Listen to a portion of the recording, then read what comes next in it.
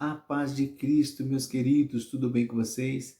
Eis quem vos fala, pastor Alexandre Pereira, para mais uma videoaula da nossa revista Betel Dominical, que é essa revista aqui, desde já, eu agradeço ao meu pastor, pastor Marcos Moreira, que é presidente da Igreja Assembleia de Deus, Ministério de Madureira, Campo de Ourinhos e região, a igreja a qual pertenço. Agradeço também a você que tem me assistido, que tem me acompanhado, que tem multiplicado esses vídeos, que se inscreveu no canal.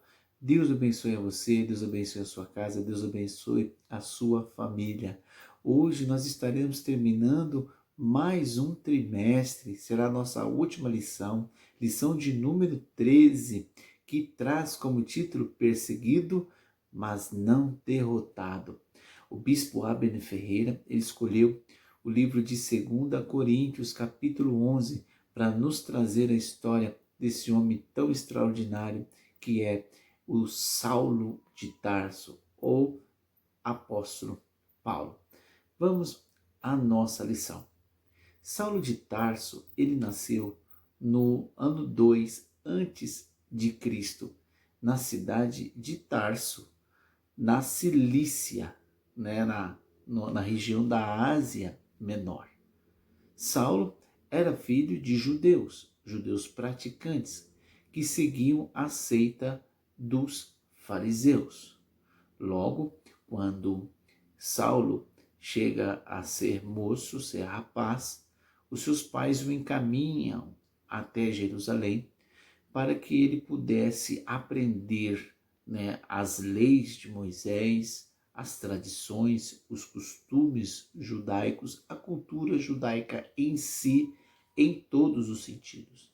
E ele vai permanecer em Jerusalém, cresce em Jerusalém, se torna um fariseu zeloso, seguidor das tradições dos antepassados, e, segundo alguns historiadores, ele passa até a fazer parte do Sinédrio, ali junto com outras autoridades. O Sinédrio era uma constituição de 70 mais um, representadas como Moisés fez lá na região do deserto, quando estava com dificuldade em administrar tantos problemas, o seu sogro o aconselha a constituir homens, né? E ali a Bíblia vai descrever que ele constitui 70 homens, mais um que era Moisés. E os religiosos no tempo de Paulo e de Cristo, então eles instituem o Sinédrio.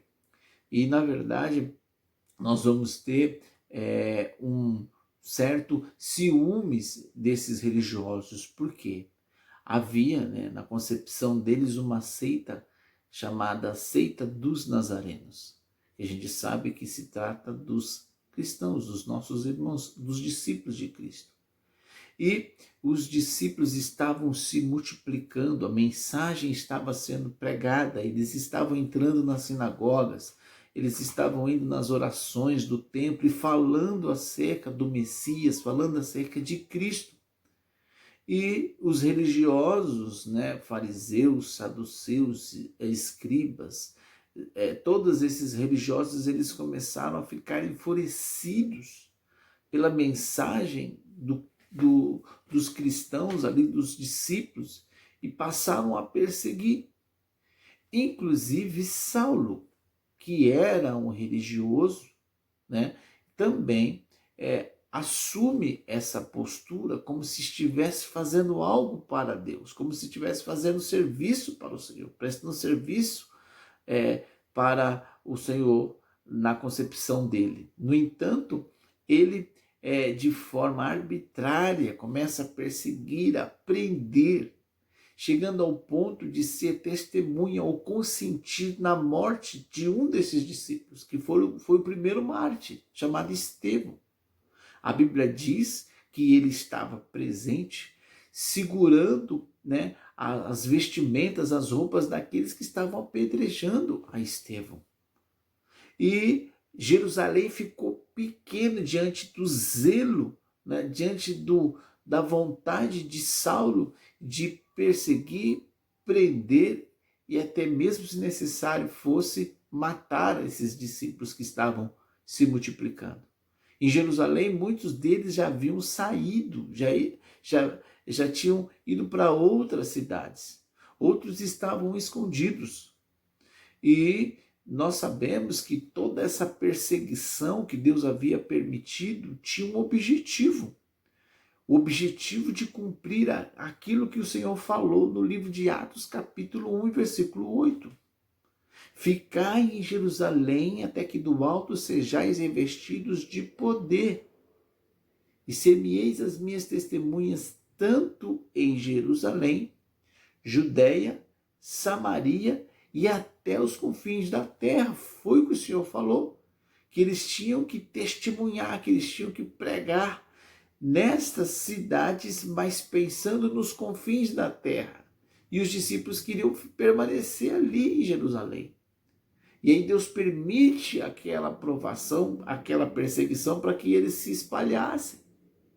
E por incrível que pareça, onde havia uma civilização humana, houve algum discípulo, teve alguém que pregou, que falou acerca de Cristo.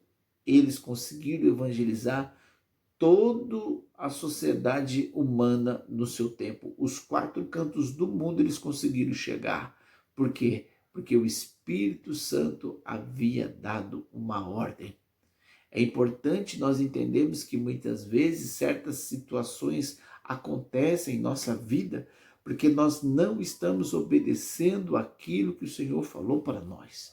Precisamos ouvir a voz de Deus, ouvir a voz do Espírito Santo, como está escrito lá no livro de Apocalipse. Quem tem ouvidos, ouça o que o Espírito diz às igrejas. Então a Bíblia vai mencionar que Saulo, ele está cheio de vontade de capturar esses cristãos e ele chega aos sacerdotes e pede a eles carta de recomendação, cartas de autorização para ele ir até as outras cidades em busca desses cristãos. Ele recebe essas cartas e ele vai com uma comitiva. E a primeira cidade que ele planeja entrar é em Damasco.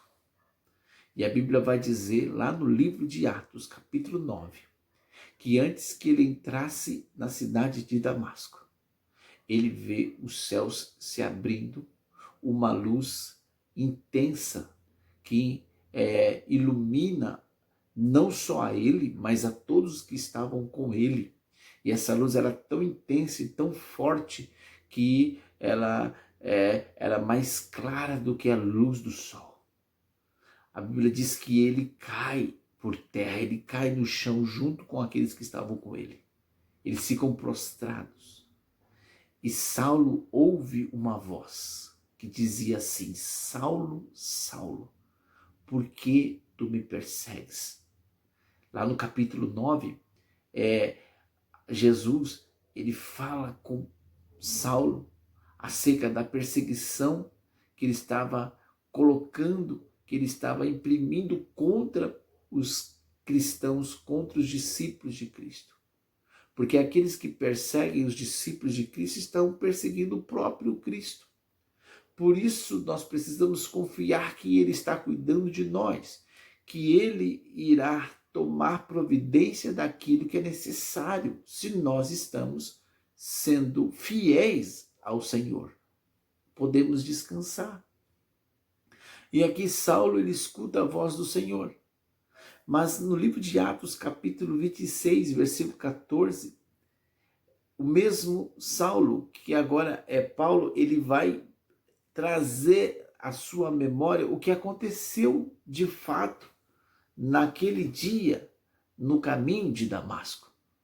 Ele vai dizer assim que a voz do Senhor falou com ele dizendo: Saulo, Saulo, por que tu me persegues? Duro serás para ti recalcitrar contra os aguilhões. Aguilhão era um instrumento, com uma haste de madeira com pontas de ferro, utilizada para controlar animais de carga. Mas também era uma linguagem, ainda que figurada, para dizer que é impossível você lutar contra aquele que é mais forte que você. É impossível você lutar contra alguém que é maior do que você. Não adianta. Então o Senhor estava dizendo assim: Saulo, não adianta resistir, porque aquele que está falando contigo é maior, é mais forte, é mais poderoso. Saulo se prostra diante dessa situação. A Bíblia vai dizer que ele, depois de ouvir a voz do Senhor, o Senhor explica para ele que é para ele entrar na cidade de Damasco. Ele entra na cidade, entra na casa de alguém e ele permanece cego por 3 dias. E como ele era um fariseu que tinha um hábito de orar, ele se ajoelhou e começou a orar, a falar com o Senhor. E o Senhor fala com um outro servo dele, também na cidade de Damasco, chamado Ananias. E comunica a Ananias de que Ananias precisava levar a mensagem para a Saulo, que agora não mais é chamado de Saulo, mas de Paulo. O Saulo de Tarso se torna Paulo o pequeno. Aquele que era grande, aquele que tinha autoridade, agora é o pequeno, é o Paulo. E aí o Senhor fala com Ananias para Ananias ir lá levar a mensagem e fazer o trabalho que era para ser feito. No entanto, Ananias fica apavorado, fica com medo, porque sabia da fama de Saulo e como Saulo perseguia os cristãos. Ele disse: não, Senhor, não posso ir. O Senhor diz: não, pode ir, Ananias. Porque este homem é um vaso escolhido para a obra que eu tenho chamado. Você é um vaso escolhido. Eu sou um vaso escolhido. Nós todos somos vasos escolhidos por Deus. E a beleza do vaso é o que se coloca dentro dele. Como está escrito em 2 Coríntios capítulo 4, a excelência do poder que está dentro de nós. É a presença de Deus, a presença de seu Espírito Santo que faz a diferença. Paulo se torna um vaso de Deus. Ananias ora por ele. A sua visão é restituída. Ele se batiza nas águas.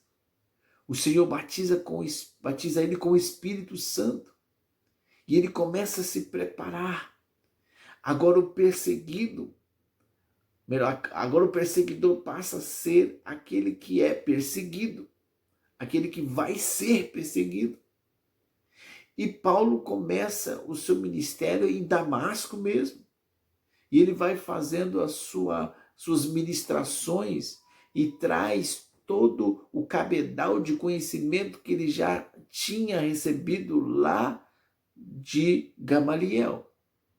Além disso, também traz o conhecimento que ele havia aprendido dos gregos, dos romanos, o conhecimento helenístico. Então ele traz todo esse conhecimento, tanto da cultura, tanto das leis dos profetas, dos judeus, quanto os conhecimentos filosóficos dos gregos, né? E o mundo do Império Romano, ele traz tudo isso e ele passa a pregar com audácia, com autoridade e com veemência. E lá em Damasco ele começa a ser perseguido por causa disso. E ele é forçado a fugir. Os irmãos ajudam-o a escapar pelas muralhas da cidade de Damasco, né? As muralhas tinham muitas casas, então foi muito difícil Paulo sair dessa cidade, mas ele consegue sair e vai para Jerusalém. Chegando lá em Jerusalém, ele faz a mesma coisa, ele começa a ministrar. E como ele era conhecido, a sua mensagem passa a ser uma mensagem em que chama a atenção. E ali os religiosos passam a perseguir também a Paulo. Mas antes que Paulo saísse de Jerusalém, ele entra no templo do Senhor e ele ora ao Senhor. E o Senhor fala com ele de que ele estava sendo colocado como o apóstolo dos gentios, que não era mais para ele se preocupar em estar em Jerusalém ou ali na região, que era para ele ir aos confins da terra, conforme Atos capítulo 1 e versículo 8. Ali a Bíblia diz que Paulo sai de Jerusalém e vai até a sua cidade natal, chamada Tarso. Lá em Tarso ele faz a mesma coisa. Ele começa a ministrar, ele começa a pregar, ele começa a permitir Deus o usar. E então, numa cidade bem próxima, chamada Chipre, há 2 homens de Deus pregando também a mensagem da palavra, Minasson e José, José de Chipre, que é mais conhecido como Barnabé.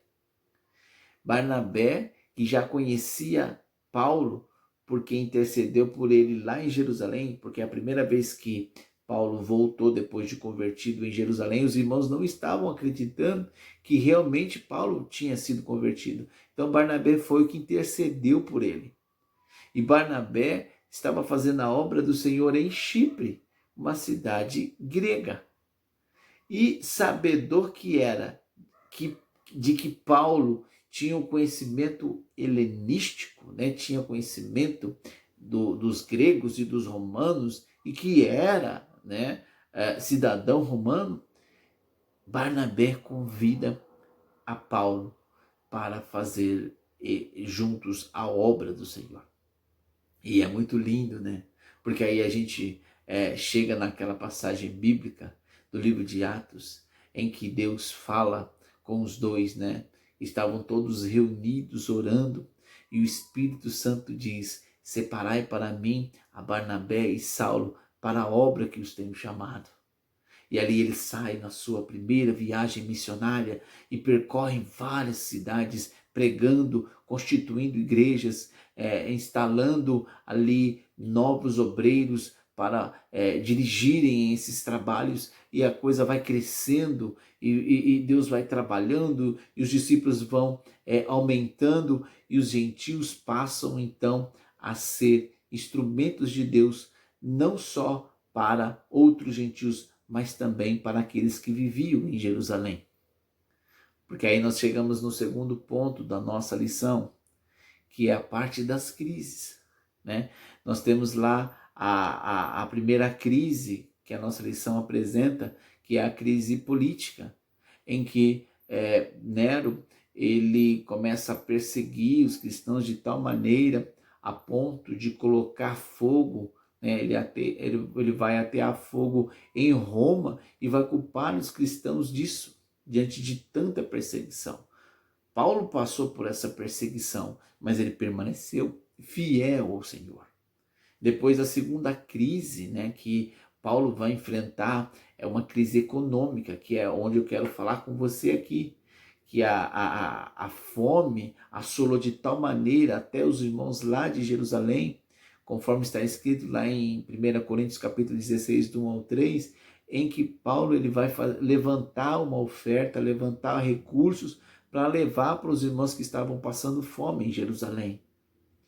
E Paulo também ele vai perceber uma crise espiritual, ele vai passar por crises espirituais, porque já visto que em cada uma das igrejas que ele estava instalando junto com Barnabé, posteriormente junto com Silas, haviam religiosos, né, judaizantes, trazendo seitas, trazendo costumes, trazendo a circuncisão para os irmãos, coisas que a Bíblia não mais as exigiam. Então, nós vamos ter 3 tipos de crise: política, religiosa e econômica. E Paulo vai vencer todas elas. Por quê? Porque os seus olhos estavam diante de Deus. Os seus olhos estavam diante do Senhor. Como está lá no capítulo 1 da nossa lição, a missão de Paulo era maior do que toda crise, do que todo problema, do que toda dor. E aí nós vamos ter então muitas igrejas instaladas, muitas situações de trabalho em que Paulo ele vai estar contemplando. Nós temos 12 epístolas escritas por ele, a maioria delas escritas em Roma. E aí nós vamos ter uma aula de Paulo, porque ele vai dizer qual é a real motivação dele, o que fazia com que ele fizesse tanto pela obra do Senhor, mesmo sofrendo tantas coisas, porque Paulo sofreu todo tipo de situação. Ele sentiu fome, ele sentiu sede, ele esteve em naufrágio, em vigília, ele passou frio, ele passou calor intenso, ele foi roubado, ele foi espancado, ele foi apedrejado. Paulo sofreu todo tipo de dor, mas a sua alma estava alegre, a sua alma estava feliz, havia algo diferente na vida de Paulo. E é isso que vai nos fazer vencedores. É esse sentimento vindo do céu sobre as nossas vidas. As riquezas, os recursos, eles podem até nos alegrar por instantes, mas Deus é o único que pode trazer realmente alegria plena, completa, como Cristo disse lá em João 10, a vida abundante, a vida plena, só o Senhor pode fazer isso. E isso estava no coração de Paulo. Vocês lembram daquela passagem em que uma moça adivinha, ela ia no caminho gritando, dizendo, eis aí os servos de Deus, servos do Deus Altíssimo. E estava Paulo e Silas pregando o evangelho. E ali Paulo, depois de um tempo cansado de ouvir aquela adivinha falar, porque ela falava pelo espírito do mal, Paulo chega e repreende aquele espírito. Só que aquela moça que adivinhava, ela prestava serviço para outros homens. E os homens ganhavam dinheiro com as adivinhações dela.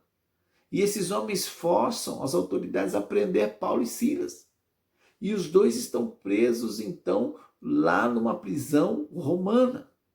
Estão ali, algemados, amarrados, né, numa situação constrangedora, depois de terem apanhado, depois de sofrerem todo tipo de dor, eles estão ali e a Bíblia vai dizer que eles começam a cantar. Um chama o outro, parece que vejo, né? Posso até conjecturar. Vamos fazer um dueto, Silas. Vamos cantar ao Senhor. Quem que canta depois de levar uma surra? Quem que canta depois de querer fazer o bem para as pessoas sofre, né? Passa por um aperto desse a ponto de quase morrer. Mas havia algo na alma de Paulo, havia algo no coração de Silas que os faziam cantar. E aí eles começam a adorar o Senhor. Eles começam a cantar. E a Bíblia diz que à meia-noite o Senhor, ele estremece aquela cadeia, aquela prisão. Havia muitos outros homens presos.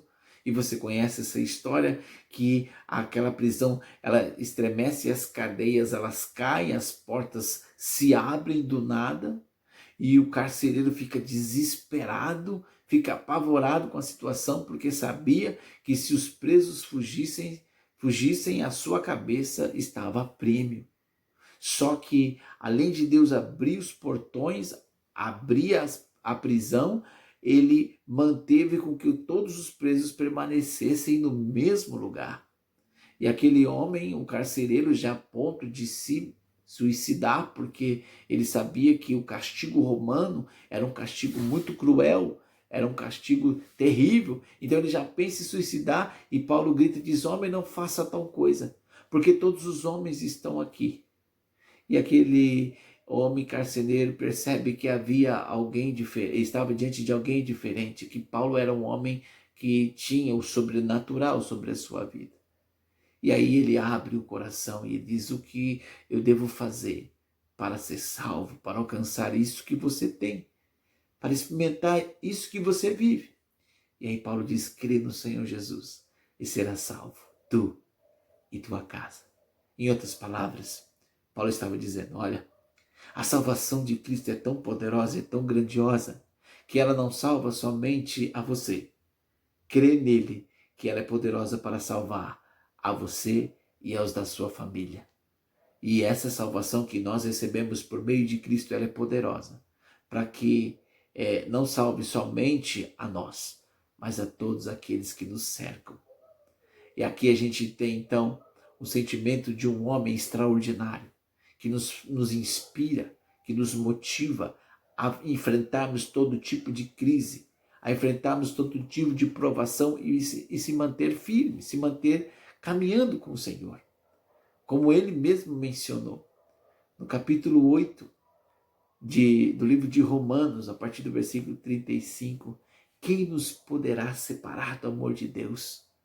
Tribulação, angústia, fome, nudez, espada. Nada disso pode nos separar do amor de Deus. Nenhuma provação pode nos separar do amor de Deus. Nenhuma situação pode nos separar do amor de Deus. Somente nós mesmos, escolha a nossa decisão nossa.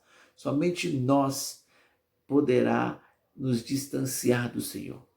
Como ele mesmo disse, porque estou bem certo que nem a morte, nem a vida, nem anjos, nem principados, nem potestades, nem o presente, nem o porvir, nem a altura, nem a profundidade, nenhuma outra criatura poderá separar-nos do amor de Deus que está em Cristo Jesus. Que você possa experimentar este amor, que você possa viver este amor, porque este amor, ele é suficiente para você amar o próximo. Esse amor é suficiente para você superar os problemas da vida. Este amor é suficiente para te fazer feliz, para você viver em paz. Essa lição nos fala acerca de perseguição, mas ela nos garante a vitória. Como está escrito em Romanos 8,37, somos mais que vencedores ou vitoriosos por aquele que nos amou. Deus nos amou de tal maneira que deu seu Filho unigênito para que todo aquele que nele crê não pereça, mas que tenha vida eterna. Que você, eu, nós possamos viver este amor, que possamos desfrutar de tudo isso. Jesus se fez maldito por nós, como está escrito lá no livro de Deuteronômio, capítulo 21, versículo 22. Maldito todo aquele que for pendurado no madeiro. Jesus se fez maldito. Paulo, sabendo disso, tendo consciência disso, ele permitiu que a sua vida fosse uma vida de bênção para outras pessoas. Que as nossas vidas também possam ser bênção para as outras pessoas. Como está lá no livro de Atos, capítulo 26, no versículo 14 em diante, em que ele está diante do grande rei Agripa. E ali ele começa a contar o testemunho da sua vida e de como ele havia se encontrado com o Senhor. E ele começa a dar descrição, e ele diz assim: ó, rei Agripa, tu conheces os profetas, tu conheces a lei. E o rei, ele diz assim: Paulo, por um pouco tu me persuades a ser cristão assim como tu és.